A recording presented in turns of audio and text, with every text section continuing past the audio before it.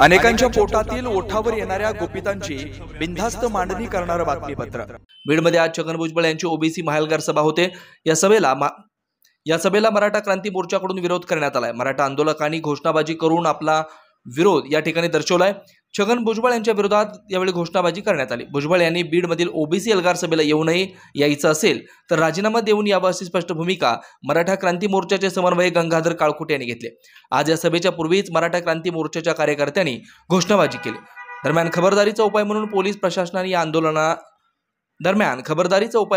प्रशासनाने या आंदोलकांना ताब्यात घेतलंय।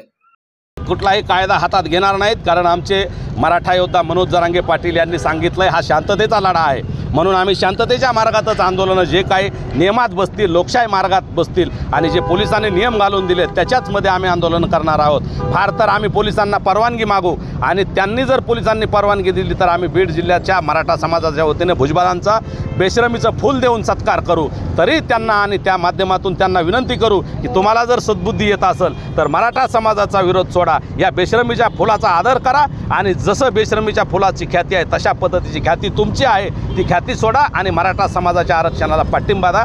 यासाठी आम्ही त्यांना भेटण्याचा नक्की प्रयत्न करू, त्यासाठी पोलीस प्रशासनाकडे परवानगी मागू। बेधडक निर्भीड बिनधास्त मांडणी करणारा खबऱ्या लाईव्ह।